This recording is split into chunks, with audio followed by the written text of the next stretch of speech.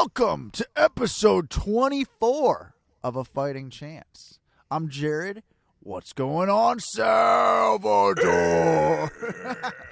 What an entrance. What an entrance. This guy over here. Soundboard's not working. What the fuck is that? Yeah. Wow. Already man. an explicit episode. I like it. Yeah, Thank we're you, starting off Francis Ngannou. strong. Thank you, Francis Ngannou, who's no longer in the UFC, but we still got his quotes. We still love him, you know. It doesn't change anything. I root for him to go off into the sunset and make $20 million with Tyson Fury 8 times over. What do you think about people saying that he's going to come back? Because I see a lot of that. To the UFC? Yeah, that he'll do whatever boxing match or whatever he wants to do and then resign under his. What do I think of it? Yeah, I think it could definitely happen. It could definitely happen. But at the same time, if he gets the Tyson Fury fight and if he wins it, why would he come back? If he wins, like let's say he flatlines Tyson, right? Gets $20 million for that fight, then gets to defend it for another $20 million. He's not coming back, dude. If he wins, there's no way. I mean, who do you even defend the belt against if you beat Tyson Fury? There's so many people. But like, does anything else matter though? Yeah, $20 million again matters. Oh, true. Just keep rinse and repeat, $20 million over and over again. I mean, that's the boxing way. I don't think he has so many fights left though. Like he's 36, 35 with knee problems already. Boxing's different though. I guess Boxing's a super easy sport compared to mixed martial arts. We all know this. It's light work. Yeah. Just look at Jake Paul. Yeah. Yeah. You could do exhibitions all day. Yeah, for sure. I mean, if Floyd Mayweather, he'll go over and do an exhibition and get paid $50 million. I know he's the best of all time, but yeah, dude. I mean, do you? What? Go ahead. No, I was just gonna say. I know Floyd's like the best of all time, but Francis is. He's just got that like star power that everybody just wants to see. That punch. Yeah. So it could be a good thing. Waiting for maybe that right hand or an uppercut or something. What were you gonna say? I was gonna say they're talking about right now doing Jose Aldo and Floyd Mayweather in a boxing match. That's okay. I would actually like to see that fight. I would watch that. Yeah, because I think Jose Aldo is an amazing fighter. What if Jose's the one guy? It's the Jose, one to do dude. it. It's Jose Aldo. My bad. Yeah, dude. I'm like you're saying something. I'm hearing it wrong. I'm like, what's going on here? But I'm a casual. Yeah, I was just gonna say. But the only thing is, I don't think he's a big enough draw. Yeah, maybe with like hardcores. It'll sell like how any Floyd Mayweather thing sells. I don't think he's gonna get his money guaranteed. Like regardless. So I don't think he cares about who's watching. Because people will pay him a lot of money. Like they paid him, what was it, $50 million to fight this like, yes, this I know what you're talking YouTube about. kid in Abu Dhabi, right? Yeah. He's like the son of somebody, and he just like no one's tuning into that. He's getting a lot of money behind the scenes.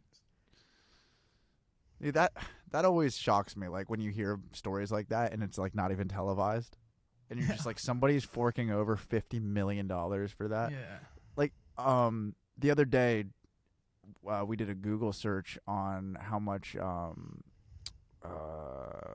what's her name, Giselle, Tom Brady's ex-wife, how much she's worth. Mm-hmm. And it was like something like $300 million. Damn. And then you look up what like Tom Brady's worth, and he's worth like $200 million.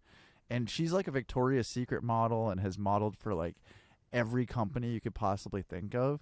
Mm-hmm. But dude, to make $300 million by modeling, I'm just like, okay, like something's not adding up here. Like who's flying her to some island and being like, okay, you're gonna be on this yacht for 2 weeks. We're gonna pay you $60 million. Like, I want to know where those stories are coming in, because that's the only thing that would add up to that kind of money.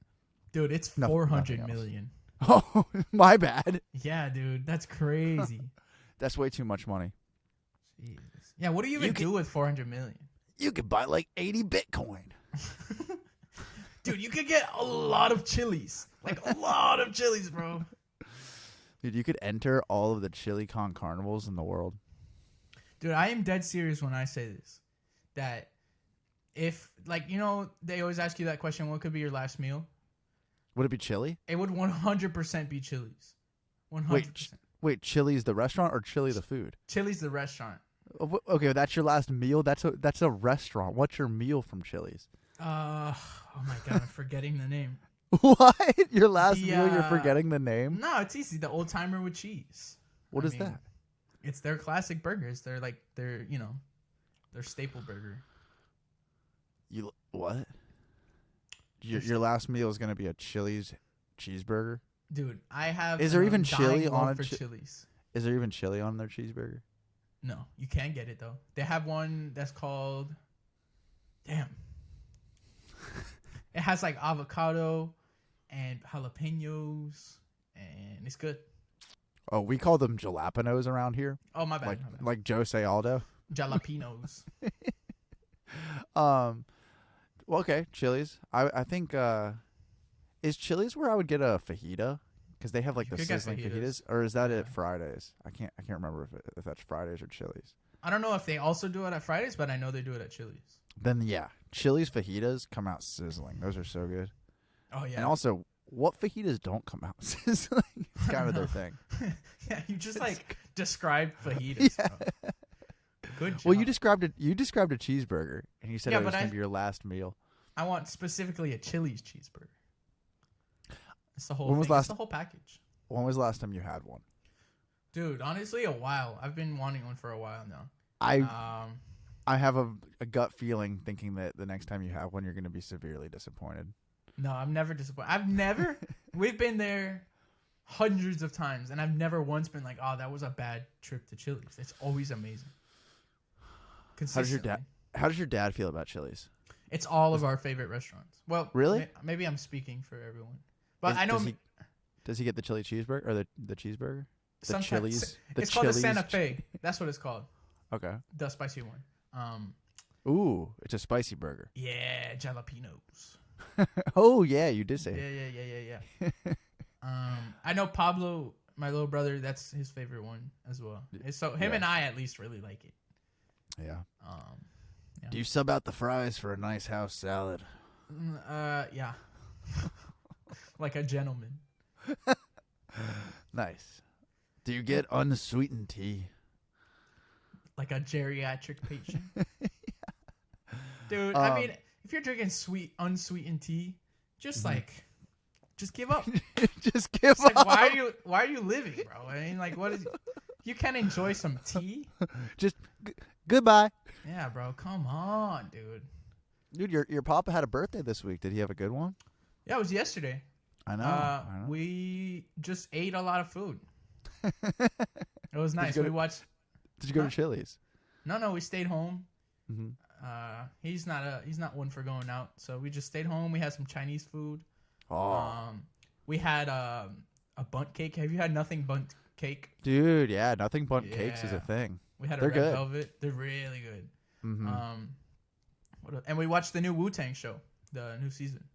Okay. Haven't heard of that, but I'll it's cool. Take your word for it that it's a thing. It's a thing. It's real. It exists. And you ordered some like takeout Chinese? Yeah, there's a nice spot here called Rice Up. We hadn't had it in a while, so it was nice. What'd you get? Break down the Garcia Chinese order. We got orange chicken, house fried rice, so it's like the one with everything. Yeah, the good stuff. And we got, what was it? Sweet and sour chicken with the sauce. You dip it. Oh. Dip it good. You dip it. Is it called sweet and sour? Yeah, it's called sweet.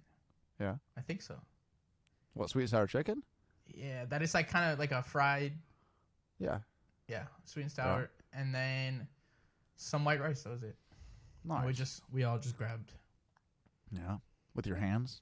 With our hands. We actually dove face first into the. Bobbed for orange chicken. Yeah, we fought for it. That's good. Yeah, you have to fight for your food. I mean, yeah. Dude, I think Chinese food is my favorite food on earth. Out of every food? Yeah. Yeah, I don't get it enough. But like anything Asian, like Asian fusion restaurants, like all those that have popped up everywhere in the last 10 years. I always forget how much I like sushi until I eat sushi, and I'm like, Same damn, here. this is really good. Same here, dude. And Yeah. I had a place in California that I would go to all the time, and like when I moved back, I stopped, like, because every single time that I had sushi, it was just didn't even come close. Uh-huh. And when I was on my honeymoon, I had a sushi roll. Where It where at though? was in Hawaii. Oh. Did you say in was- Hawaii? Just Already? now? Yeah. No, I Okay. said on my honeymoon. I thought I missed it. I was like, No. I just said on my honeymoon. Yeah, But no, on my honeymoon in Hawaii, I had a sushi roll, and it was like the first. And Emily's not really much of a sushi gal, but I know. So, but she was nice enough. She's like, yeah, let's go see what they have, because it was like this awesome sushi restaurant, like very like high end sushi restaurant, and like Mhm. they had a book of cocktails. Like genuinely, it was a large book of cocktails. It was crazy. So you'd sit at the bar, order a drink, get some sushi, and there was like literally nothing there that she would eat. But the sushi roll that I had was, it's one of those things that I would have ordered 10 of them, Mhm. and I would have been like, because it was that good. And it's hard to get full off of one roll. But the thing is, Yeah. if you keep ordering these things, it's gonna be like $300. So I'm just like, I'll have one, and then we'll go like get some cheap food. Like we'll go get a burger somewhere else Yeah. after. We'll Well, go to Chili's. You fill it after too. Like you eat the sushi. If you eat a lot, like if you go to a buffet, and, right. like you eat a lot of that, and you're like, oh my god. After it does not feel great. But in the moment, if you have one little roll, it's nice. Yeah. Ollie told me that him and his cousins would go to sushi buffets, like all you can eat, and just they would literally kick them out. Like him and his cousins, they'd be like, Wow. "You've actually eaten too much." How do you even? Have you How? seen him? Have you seen the guy? Yes. Well, let's get to some fight talk, because we had a wonderful weekend of fights know, in right? Perth. We're talking about Chili's over here. Yeah, and we should be talking about Outback, because Ah.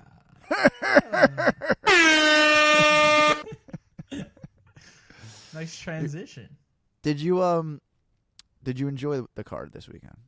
I thought it was a really solid card. Mhm. Good main card.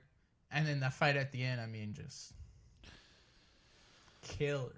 Well, just bring me into your world. Like, okay, so you're watching. I think you were just watching them with your dad Yeah. at this point. And so, were you watching all the fights? Did you watch the early prelims? Yeah, we watched every single fight. We were so hyped for this card that is. I usually watch all of them, but my family usually doesn't watch all the fights, but we all watched it together. We So were all. So first fight, bad decision. We can agree on that, right? You gotta remind me of the first fight. It was Zubairan. Oh yeah. That was weird, man. That was it was weird. close. I don't know. It's like, yeah, that's a weird one to judge. Mm-hmm. It's one of those, like, well, I wouldn't say a robbery, but like, I could see it for both sides. I'm not super mad with him winning by split. Yeah, I don't know. It's just one of those weird ones. And then what else happened? in the Shane early Young, prelims? Blake Bowder was kind of a snooze fest. Did you think that was gonna go to Blake? I wasn't too familiar. Like, I knew who Shane Young was. I didn't know who Blake was prior. He did look good though. He looked solid. Like, he wasn't. It was a pretty clean fight. There was no. He wasn't ever in like serious trouble. Mm-hmm. But yeah, another one of those, like, it is what it is fights. The one that really got the momentum going for the night, I think, was Lukbunmi, because she looked fantastic. That was very, very impressive. Dude, I mean, Elise did well in the first round too. Yeah. Yeah, and I was- didn't expect her to grapple, like, for her grappling to look that high level. She looked really, really, like, she picked her up and slammed her, dude. I mean, Yeah. That Thailand second round representing. was nuts. It was electric. It was 44 seconds. Yeah. She got it done. Can you imagine just knowing it's like, all right, this is I'm just gonna go out here and just turn it up a notch or two. Yeah, like, enough of this shit. Let me just go and Yeah. let me Goodbye. Goodbye, Elise. But dude, the one that really did it for me was Modestus. Oh, well, you're jumping over already, dude. That's not really jumping over though. Dude, there's one fight that I have to mention. Okay. At least still on the early prelims. Mm-hmm. Jack Jenkins looked like freaking top 5 material on Saturday. That fight was amazing, bro. Dude, he broke his leg also. Oh, did he actually? He said that he had to go. He was transported. Sheamus was transported for a broken leg, and that's like ridiculous. That's like 5 broken legs. Yeah, they were saying I think 3 out of his last 5 had broken their leg prior to this fight, so that's 4 out of his last 5? Yeah, it's crazy. Who's gonna want to fight that? I don't know, dude. And he's training with Volk. Like this one of his training partners. So yeah, I'm very high on Jack Jenkins. I'm excited to see. I'm hard. How he goes. I'm hard for Jack. Hard for Jenkins. Yeah, I made the clip. I said I was gonna delete it, but I did it. I was so happy when I clicked on that. I was like, not only did he not delete it, but he's making content out of it. Dun dun dun dun dun dun dun. One there. Yeah, go ahead. No, go. You go. No, you go, bro. After you, I insist. One fight that really had me kind of confused was the Jamie Malarkey Francisco Prado fight. Because Francisco didn't do anything. Like, I don't know. Yeah, I don't know how else to put it, but he didn't do anything the whole fight. It was kind of odd. They were hyping him up. It's that reach. That's a huge reach advantage. Yeah, he does have very small arms in comparison to. Right. He'd have small arms in comparison to someone with like average arms. It's just like a weird. Yeah. There was. Yeah, I mean, there really weren't any upsets as far as like we're going out to beat the Australians, except for the main fight. Well, Cleats and Rodriguez like demolished Shannon Ross in under a minute. Is that dude Australian or from New Zealand? He's Australian? Uh-huh. Okay, but Cleats and Rodriguez was also a -300, so why did they bring him in to beat up an Australian? I don't know. Because Shannon like looked real tough on the Contender Series. Uh-huh. He looked promising. Yeah, but that was a quick one. Yeah, dude. And to be honest, I wasn't familiar with Cleatson or Clayton or however you say it, but that was freaking crazy. He like did a 360 spinning back kick like while running. I don't even know how to explain it. It was wild and it was quick too. Like the first exchange that they really went for it, it was over. That's how it should be. Yeah. And then right after that, I think the real momentum, like, oh, okay, this is going to be awesome, is the Josh Kulibau and Melsik Bagdasaryan fight. I was excited about that one before. But you thought Melsik was going to... I thought Melsik was going to win. Yeah. He's still really good. He's still... Yeah, it was a high-level fight. Mm-hmm. Josh looked so quick, though. Like, when he got that, it was just like that, and he had his back, and that was it. It was locked in. Wasted 0 time. But yes, back to what you mentioned, Modestus Bukauskas. Yes, there you go. You got it. All right, that last one was it. Bukauskas. There you go, for sure. Did you watch his MMA Hour interview? Yeah, man, I really like the guy. He's it was awesome, very honest. It was really a beautiful interview. Mm-hmm. And it was a badass fight, and I'm really happy that he's back in the UFC because I think everybody has just been super high on Tyson Pedro, and not that he's not great because it was a really great fight, but I don't know, Modestus was out there to take it on short notice and to go out there and 2 weeks. Yeah, it was very impressive. I was very happy for him, and I'm excited for this the next chapter of his journey in the UFC. Yeah, man, because it wasn't like he looks like he's barely hanging on in there. Like, he looked pretty solid. Right. Yeah, I'm definitely excited for that. Have you seen his last knockout in Cage Warriors? No, I haven't. I hear it's brutal. Yeah? Yeah, you should pull it up. I'd be very curious because I've heard it's genuinely like one of the best, most brutal knockouts, and that's what got him this call. Let's see. Boom, boom, boom, Modestus knockout. Do you know or I can just look actually. Yeah, you could. Sure, dog. Yeah, dude, you could do that. You could check it out for yourself.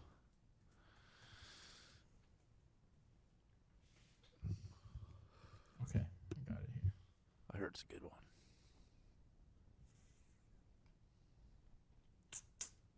It's on Daily Motion. What is this? What are we, amateurs?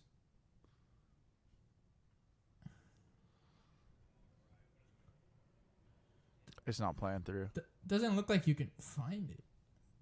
Oh, really? Oh, I think I got it. Yeah. Video is restricted. It's that brutal. Wow. All right, well, I'll look at it at some later. point. Yeah. Yeah. Right here, But- it's a good one. Heard that it's brutal. Main card, first fight is a draw, but a pretty wild fight. What do you make of the decision? What do you make of the fight? Man, that was... Because you were high on Jimmy prior to the...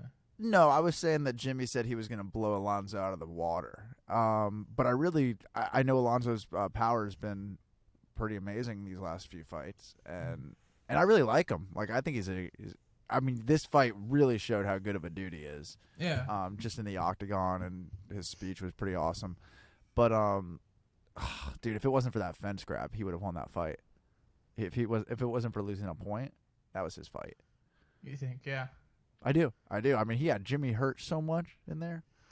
And credit to Jimmy for not getting finished, because I don't know how he survived. Dude, that he was totally finished multiple times against any the other fence. ref. That's they're stopping that fight. Right. So for it to not be stopped that many Yeah. times and then end in a draw is, I don't know. I'd be bummed out if I was Alonzo. But I mean, his stock doesn't get any lower. You know, he put on a great fight on a pay-per-view spot. I don't think he's been on a pay-per-view to this point. I don't think so either. He's been kind of like an Apex guy. So good for him, you know. Put on a show. He needs more though. He needs more. Yeah, live. he's exciting. Yeah. It's super exciting. And it is a bummer too, because I know Jimmy's ranked, so that probably would have gotten him, you know, some bigger matchups and stuff. It still could though. You know. What, winning that? Yeah. But there's no way. I mean, in my opinion, I think the best case scenario for him was a draw. For Jimmy. Yes. Yeah. For Jimmy, this is it's great. Right, But so- for Alonzo is where it kind of sucks. Losing, he would have lost his spot for sure. Right. He would have lost his spot. And without that fence grab, he definitely lost that fight. So draw was the best case scenario. And it looks worse too. Like, you get finished in the first round, you kind of question like, can he hang anymore? But he made it 3 rounds. He won probably one of those rounds. Definitely. Yeah. I mean, he didn't quit at all. Yeah. So credit to Jimmy Crute. Credit to new mythical fighter sober Jimmy Crute is an animal. Hey, sober Jimmy Crute, now sober Modestus, because it sounded like he was going through some drinking moments while he was injured. Shout out to all you sobers. Yeah, sobriety. Yeah.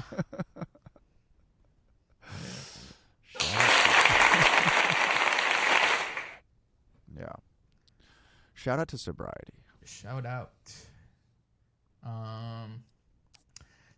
Onto another guy who's definitely not sober, Justin Tafa versus Parker Porter. Dude, what a knockout, right? Jesus Christ! I had Parker Porter winning the fight.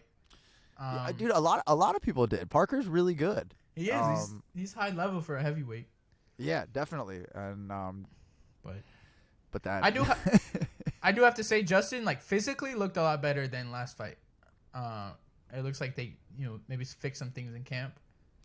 And he cracked him hard. And it was like a weird shot too. Like, it didn't even look like he hit him that hard, and he just got flatlined.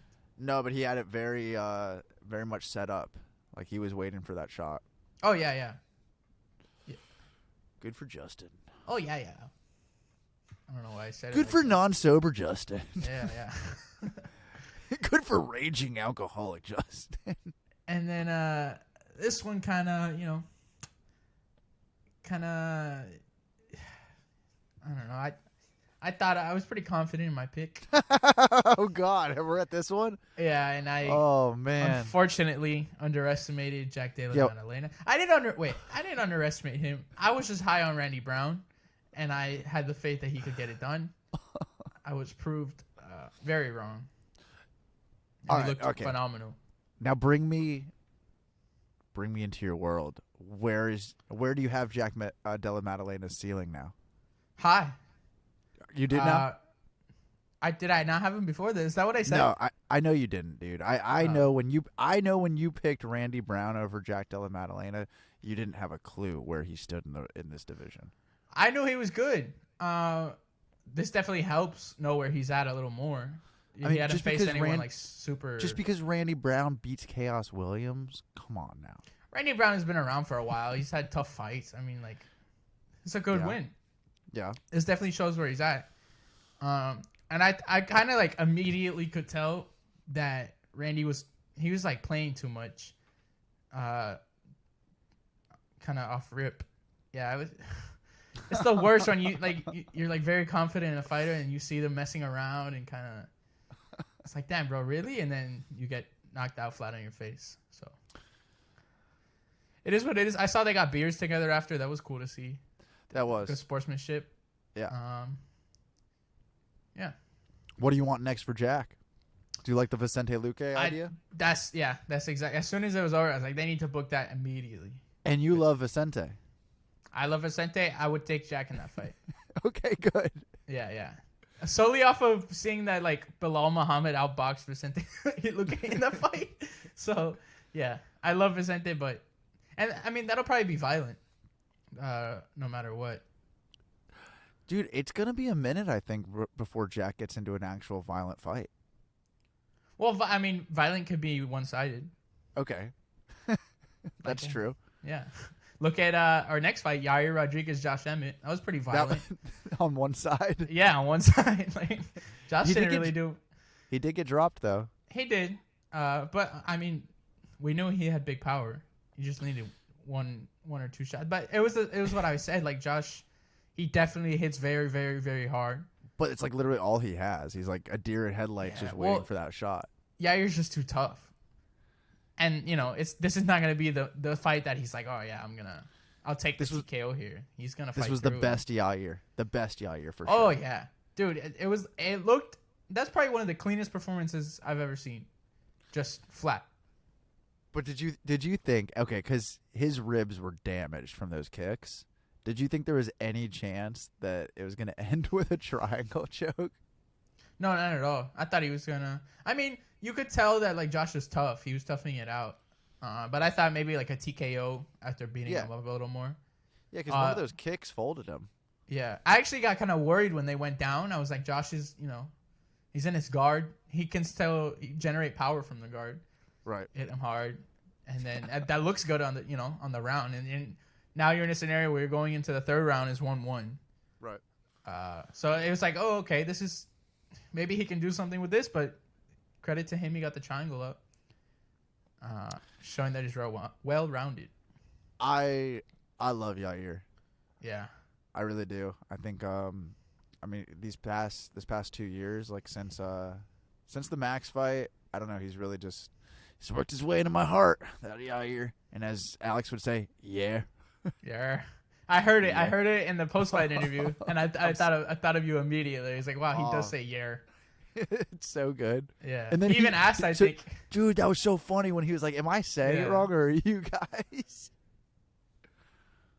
Oh.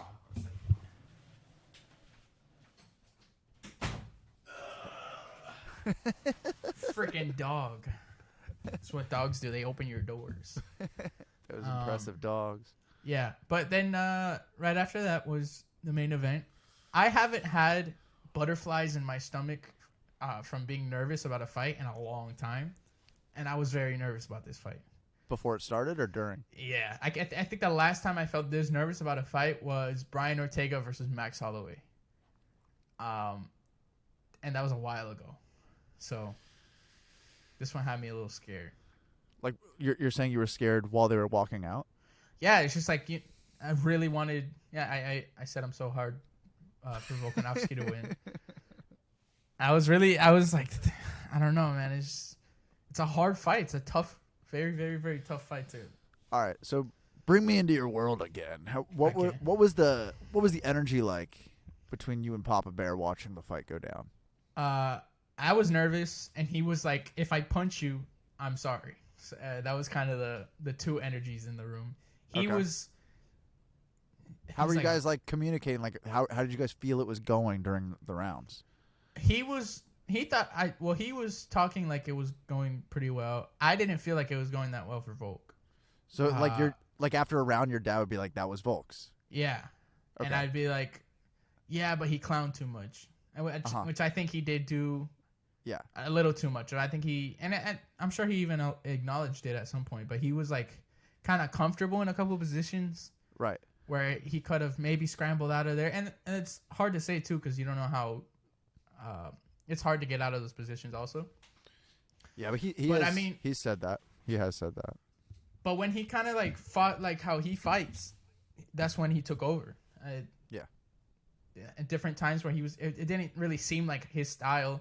That's when you get like him getting dropped and kind of reckless. He's not super reckless when he fights. Mm-hmm.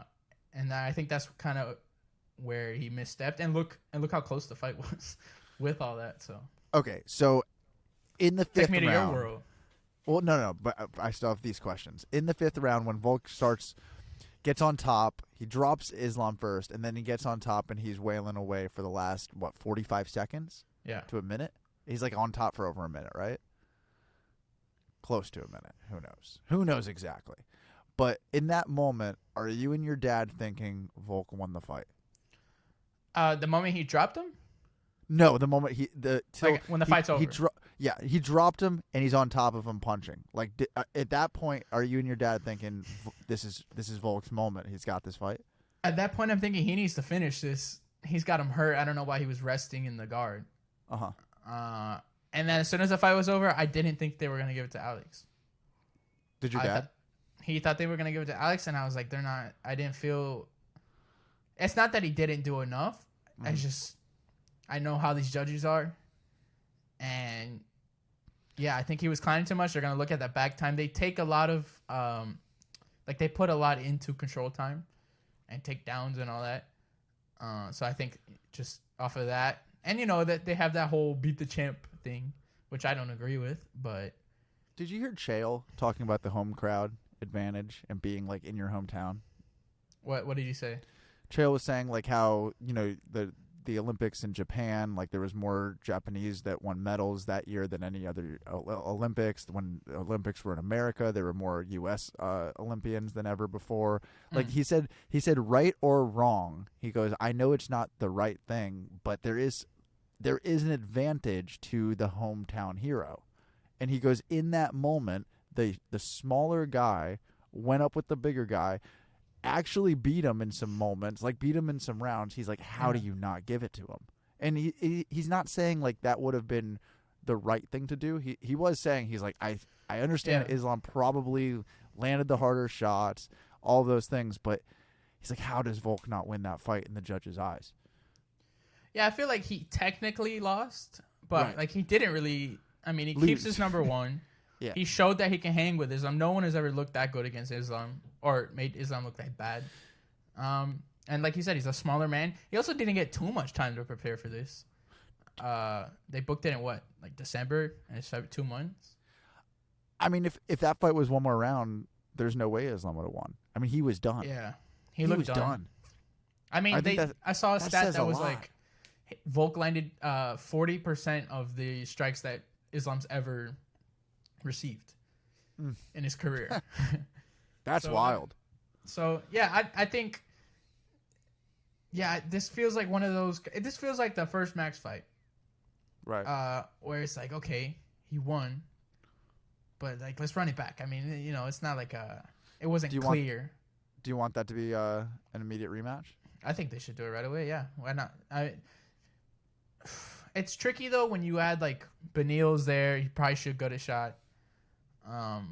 Like, are you looking at moving these divisions forward, or are you trying to get this out of the way so you don't have to do it later and maybe one of them gets hurt? Because I know Alex is older. and Islam wants to do bigger things. And Beneil's already matched up with Charles. But well, technically, I don't know if they're really they're trying to book that. Which I'm good with. I'm good with that fight happening. I love that fight. Yeah. I love that fight. So keep it. Put it on the same card. I'd be good if it means that much to Alex. I'd be good with Yair being the champion, undisputed, while Volk literally goes for this belt. You think he would vacate it if he had to? He seems pretty intrigued by trying to fight fighting the two divisions.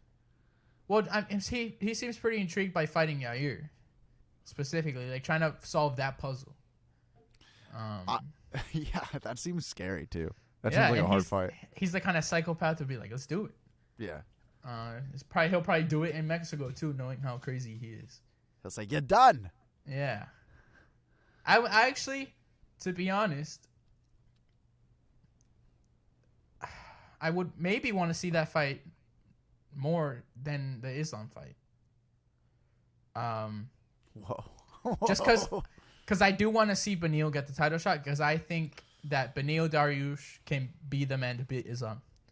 I think that's... I know I've said this about 3 people now already, but seeing what Alex did and what worked in this fight is a lot of the stuff that Beneil capitalizes on, or that he's really great at. That being the scrambles, the pace, that no one's been able to hang with Islam for 5 rounds and put Dude, him on him like that. I think Dustin's got a chance against him. The wrestling. I think you have to be really strong or that high level on the ground, to be able to think of. You never think of Charles Oliveira as like one of the best scramblers. He's just got solid submission jiu-jitsu. Right. So if he gets you in a position where he can finish you with a submission, he's gonna finish it. But Beneil is probably one of the scrappiest dudes on the ground. Like that Gamrot fight was a perfect example of that. For sure. So I think that's definitely a scary matchup for Islam. And they've been talking about fighting forever. They were booked at some point. So yeah, and they were booked all last year. Yeah, I'd want to see that happen. Let Volk, finish whatever he needs to finish at featherweight, and then you can do that fight. And then that way both divisions are kind of, you clear up the top 5, and then you let some new guys kind of come in, and that's it. I don't think Volk loses that fight again. With Islam? Yeah. I don't believe so either. Yeah. This is going to sound insane. I think Yair Rodriguez is a harder fight for Volkanovski than Islam. Just because of how tricky he is. Crafty. Yeah, he's just... Yeah. And he looks so much better every fight. Like, you could... there's people who will be like, oh, but Max just beat him. Max is, if not the GOAT, one of the second best featherweight of all time. The story, though, would be so much easier to explain if Yair had just blown through Max. Exactly, that's what I'm saying. Just because, and that was a close fight. It wasn't like Max blew him out of the water. He had a close Max fight. Very compromised in a couple of positions, and dude, Max was shooting for takedowns because he had to. Exactly, and we haven't ever seen that before from Max. Not even in the Volk fights was he shooting. No, Max had to mix it up because he didn't want to get knocked out. And that's pure off of Yair. Is just maybe you'll hurt him, maybe you'll take him down, but he's gonna keep getting back up. He's going to hit you, and he's going to hit you from angles and, with punches and kicks that you're not expecting at all. He really is a video game character. That's awesome. I love that. So I'm very excited. And it's exciting for featherweight too. Get a new guy in there. Right. Yeah, imagine if just every division had a Mexican champion. Dude, it might be Alexa Grasso's fighting in a week and a half? Don't remind me. Yeah, a week and a half. That's so exciting, man. Oh, I'm so happy for you. I'm going to be giving a speech at a wedding. Oh, no. I forgot. That's probably the saddest dude, thing I've ever heard. We've got Gamrot now fighting Jalen Turner also. I know, dude. That's so much better than the Dan Hooker fight, bro. Dude, it is so much better. Yeah, significantly better. They rewarded Jalen Turner with a good opponent because that's awesome. If he gets through Gamrot easy, I mean, think about it. Who's after that for him? Two more fights and then a title fight. Yeah, I would say Fiziev, but he's fighting Gaethje. Dude, Fiziev could if Fiziev gets through Gaethje, which I'm for sure picking. I think he gets through Gaethje, he could have the next title shot. Over Beneil? No. But he could literally, it could be Beneil and then Fiziev, and he might not have to like fight somebody before the title shot because he's gotten through so many people. He really has. So then, what do you do with like? It's what do you confusing. do with Dustin? I know. It's such a hard division to kind of like figure out what's going on, and because a lot of the guys at the top have already been champion or fought for the belt. And where does Kevin Lee fit into all this? Dude, I don't know. Somewhere. Yeah. Yeah, because you look at the top 5. Michael Chandler fought for the title. Beneil Dariush hasn't fought for the title, but that's it. Justin's fought for the title. Dustin's fought for the title. Charles has been champion. And then 6 through 15 is all new guys. Right. With minus like Dan, Hooker, and Dos Anjos. Yeah, I really don't know where you put Jalen Turner after this. Man, do you Zarukian is like right there because the Gamrot thing, a lot of people had Zarukian winning that fight. Yeah, and even like rankings wise, they're one off from each other. It's not right. You might do. It's just so I don't know. Because also, where is Chandler? And did they confirm if that's happening at 70? I don't think they've confirmed it, but I think it's going to. So then, does that mean they're out at 55, or does that count? It's not going to. No, it's not going to count like as a 55 fight. That's what I'm saying. So like, if Conor McGregor beats Michael Chandler, does he get his number 5 ranking? It's confusing. I don't know because like, what is this fight for? Right, because they're saying if Conor wins, like they'd try to get him a title shot as quick as possible. But at what division? That's very confusing. Because I would say do Jalen Turner and like a Michael Chandler. Maybe the winner of the Conor fight. But if Conor wins, is he going to want to fight Jalen Turner? And where does Drew Dober fit in all this? Shit. Renato Moicano. Ooh. They should just do that. Not mess around. I want Renato to have like a Chandler. I think that's a winnable fight. I for sure think so. That's a winnable fight, yeah. Dude, what if you do Jalen Turner and DP? I was just gonna say that. That'd be awesome. Because Dustin is a savage. Well, Jalen first has to beat Gamrot. Right. Assuming he beats Gamrot. That puts him at 7. That's not like a huge jump for Dustin. I know he said he wants exciting fights. That's an exciting fight. Because, I mean, Dustin's beat, like, most of the top 5 already. Dude, no. Okay, I'm sorry. We're missing this. Justin's going to lose to Fiziev. Dustin versus Justin. It has to happen. That's the big fight to make at that. Versus Gaethje? Yeah. Why wouldn't he fight Fiziev? Who, Dustin? Yeah. He already beat Gaethje. Yeah, but I don't know. It should happen again. It's just like, a big fight. It's the two like big names in that division at the top of the division. Nobody wants to see that again, though. You don't think so? Especially if he loses, and maybe if he beats Fiziev, it's like, okay, I understand why you would put this together. But if not, like, it doesn't make any sense for Dustin if he's trying to make another run at the title to fight the guy that just lost. If Justin beats Fiziev, Justin is next for a title. Based off of the way he beat Chandler, and the only thing he lost was to Charles for the belt. That was his last fight, right? Charles? Justin's. No, he beat Chandler after that. Chandler was before. Was it? Yeah, he beat Chandler and then he fought. So he's off of a loss right now. That would be 2 losses in a row. At the top of 55, which is, razor thin. But let's say he gets out there with an amazing performance against Fiziev. Like, that's going to be... Then he fights, Beneil after that? Because he's not going to fight Charles again. Such a weird... Yeah, it's just... It's so hard to match everyone up. I think if Beneil and Charles actually happens, you can just take Beneil out of having one more fight. Like, that's it. He's fighting for the belt. If he wins. if he wins, then do you look at like, is Charles gonna fight again? Because then you could maybe do a Fiziev and Charles, or even run back Charles and DP. Yeah, it's a huge question mark over that division.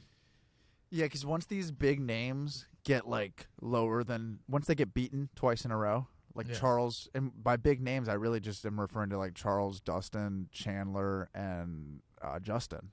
Yeah. And so like once those guys are like once they have to fight 2 more fights to get even back to like the title conversation, like it becomes the fights feel smaller, you know? That's what I was saying with like Dustin. Like, how many times does he want to fight until he's gonna have to get a title shot? So taking a Gaethje fight, like, what does that really do for? Like, it's an exciting fight, but he's also been kind of unclear on what he wants to do. Okay, but if Gaethje beats Fiziev, then you put Dustin and Gaethje in, and the winner of that gets the title shot. That makes a little more sense, yeah. Mm-hmm. But coming off the loss, I don't know how you can justify that matchup, other than like it's a fun fight if he wants to have a fun fight. And if nobody's booked. Because that's not saying that Justin still couldn't win that Dustin fight. I'm saying like Dustin doesn't have any reason to take that if it doesn't do anything for him if he wins. If he wants to get to the belt. If not, then not book it. Book it. I think Dustin could beat anybody at 155 on his best night. Yeah. If everything's firing. Because he's wrestled good before. He's had good defense. He does get better every fight. I don't know.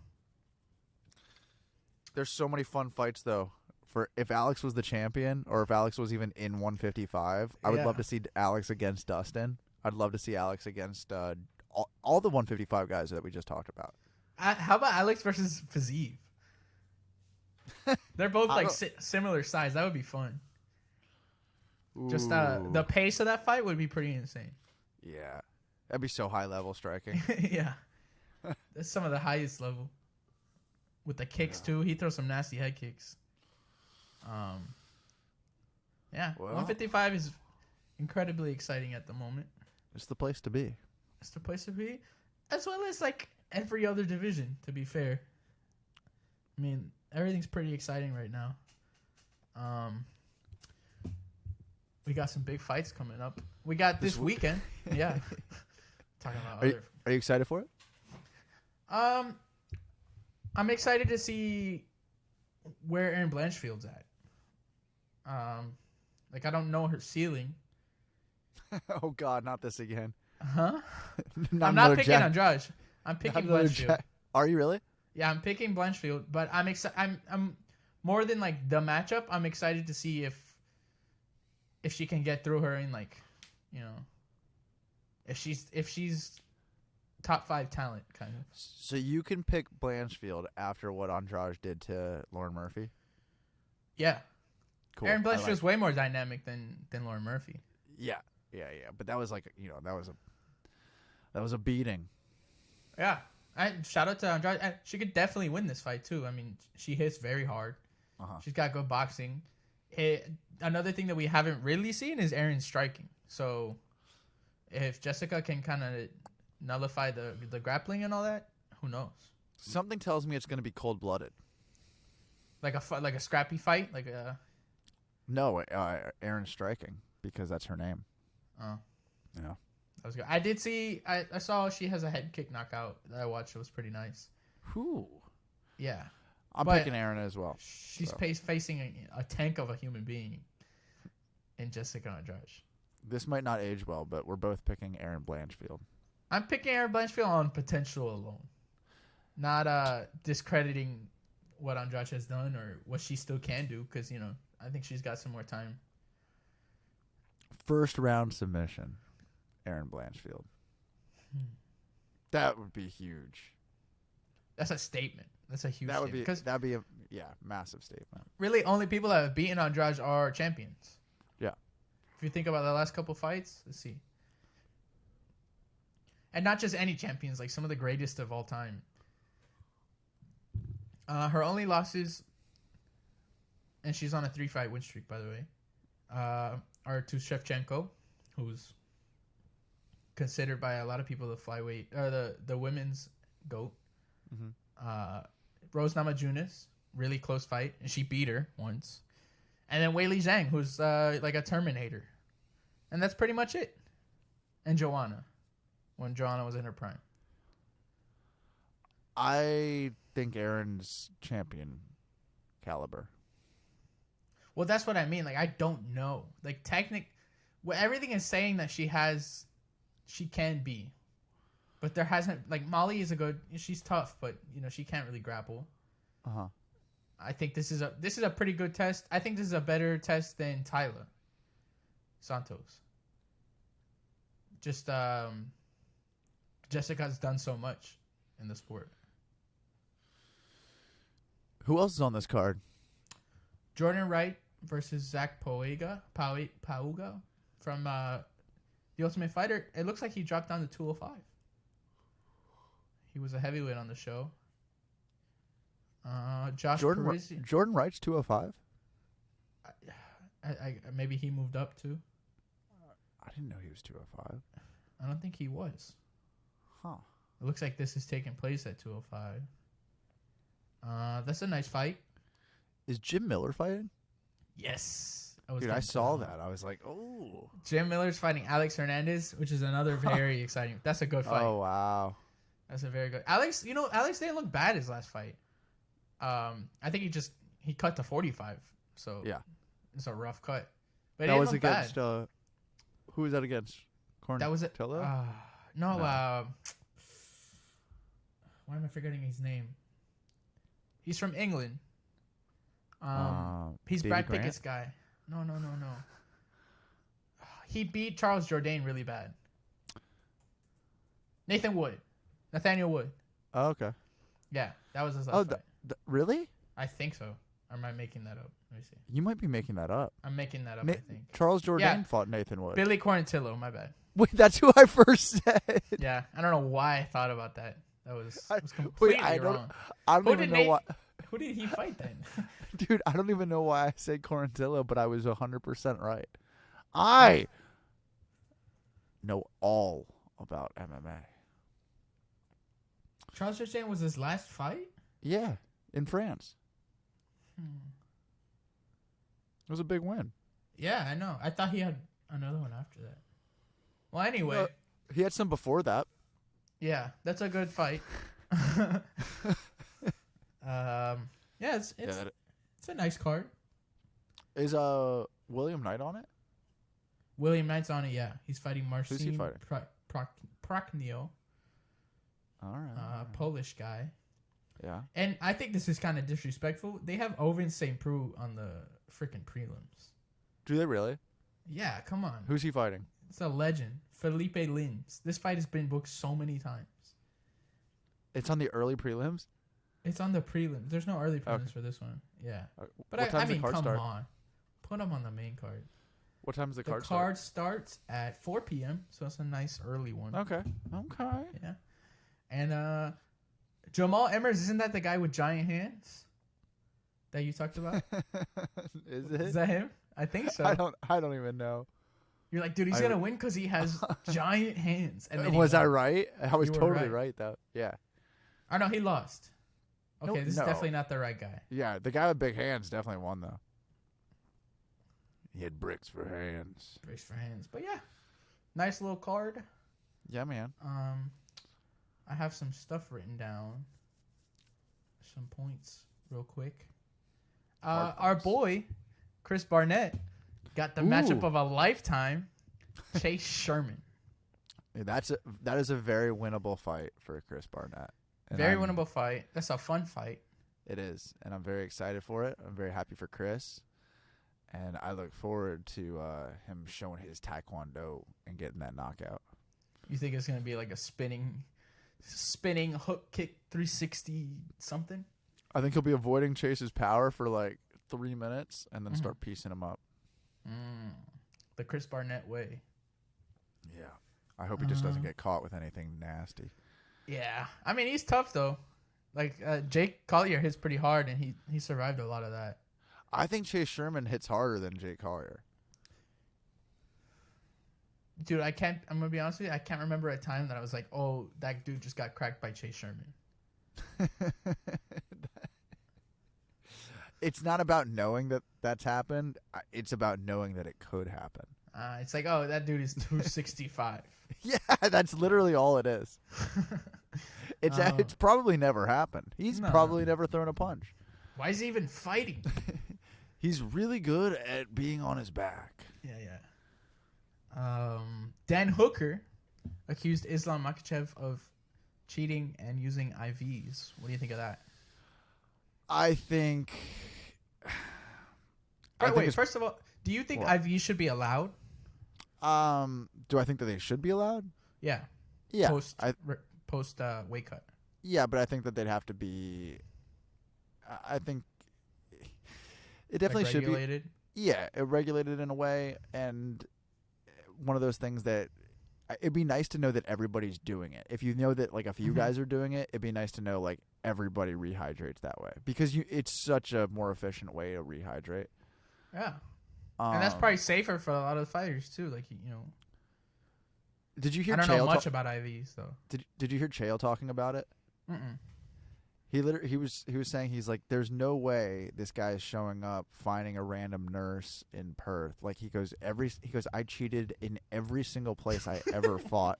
He goes, and I showed up with my own guy, with his with my own IV bags, with my own everything. He goes, I would never have to show up at a fight and be like, we need to find a nurse now. Like, we need to make this happen. Like, go to the yellow pages. Like, that's not how this goes down. Like, if you're cheating, you're going to be somebody who shows up with your own stuff. Like, that's not going to... And I hear him loud and clear. I hear Chael loud and clear with everything he says. Yeah, well, he was also, like, obviously, he was a pretty good cheater. But I think everybody who's cheating, in some sense, isn't going to be half-assing their cheating. I mean, yeah. Well, when are they saying that they're saying he did it right after the cut? Yeah, but they're saying they got a random, like a nurse in Perth to, like, I don't know. That seems pretty hard. It's also not possible. Implausible? Is that the word? Implausible? I think so. I might have just made that up. It's improbable, but it's not improbable. Yeah. Yeah, I don't know. That's interesting. It did look like he had a horrible weight cut. He looked very close to the Grim Reaper on that scale. Did he? Yeah, dude, it was bad. And he didn't look that full during the fight, did he? No, he looked kind of drained. He looked kind of out of it, like because he didn't have the amount of time that he's used to. I think it was like 12 hours less to rehydrate. Yeah, I don't know. Who knows what's going on there? It's weird though that Dan Hooker of all people would come out and say all that. Dan Hooker with his broken hand. Yeah, like why does he have the info? How did Dan Hooker get this information? He's getting like DMs from the nurse. Yeah, some dude on Twitter is like, bro, I 100% saw him, dude. And last thing I have here, something that happened a little bit ago already, but Saturday is the first time we saw it everywhere. Prime is the official drink of the UFC. Have you ever had one? It's plastered everywhere. Yes, I have. Bring me into your world, Sal. Tell me how a Prime energy drink is. Objectively it tastes good. It's sweet, but it's like too sweet for like not an energy drink, but like a rehydration kind of Gatorade. It feels like you're drinking a soda without carbonation. Is this promoted as a healthy energy drink or no? It's promoted as what's going to take over Gatorade. So yeah, like a rehydration. Yeah, but Gatorade's got a load of, like, is this filled with loads of sugar or no? It's not sugar, but it's all the. Okay, but Gatorade's real sugar. Yeah, but Gatorade doesn't taste that sweet in comparison to how Prime tastes. Really? Yeah. I would try one if I were you, just to try it. So you can say that you're close to Logan Paul. Yeah. I'll try them if Logan sends them to me.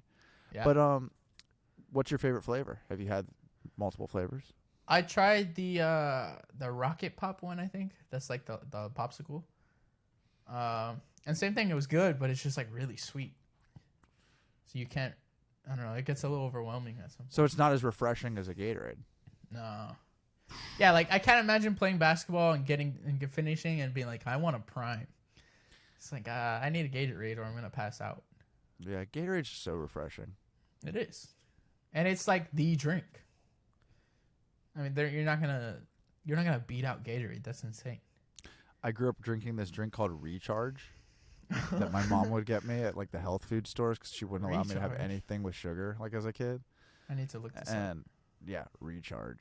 And that's what I drank when I used to play hockey and other sports. Did it taste good?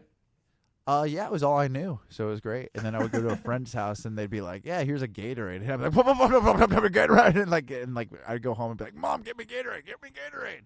And she's like, "Oh, Dude. here's a Recharge." The packaging looks like it's a medical drink. It looks like a laxative. Like you're gonna shit your brains out if you drink this. What? Maybe It that's looks- why she Yeah, she gave it to me to loosen my butthole. maybe. Yeah, but shout out to Recharge. Yeah, shout out to Mama Bear and not allowing me to Shout have out. good stuff. Yeah. Thanks, Mom. Yeah. Dude, for some reason. Oh, okay. I thought I was going crazy because I saw it says $68 and it has a picture of the Recharge, but it's for a 32 pack. You're like $68 a bottle. For You're like, dude, Your these mom were was these were steroids. yeah. This is that stuff Islam's on. Yeah. Oh, steroid accusations. But yeah, man, that's all I got. Cool, man. We'll meet back up in a few days with an awesome guest. Oh yeah, we got a cool guest coming up for all y'all. Yeah. You want to thank say you. it? No, because what if they No, don't show up and then we just Oh, then we just make that person look bad? Then it's just sad. Yeah, then it's just tragic. It's just like they thought they were getting them. But Yeah, then we just bring people into our sad world. yeah. But thank you so much for tuning in to episode 24 of A Fighting Chance. Please like and subscribe and hit the bell for notifications and share with your friends if you want to just promote the show. Thanks so much. We'll be back. Yeah. Peace.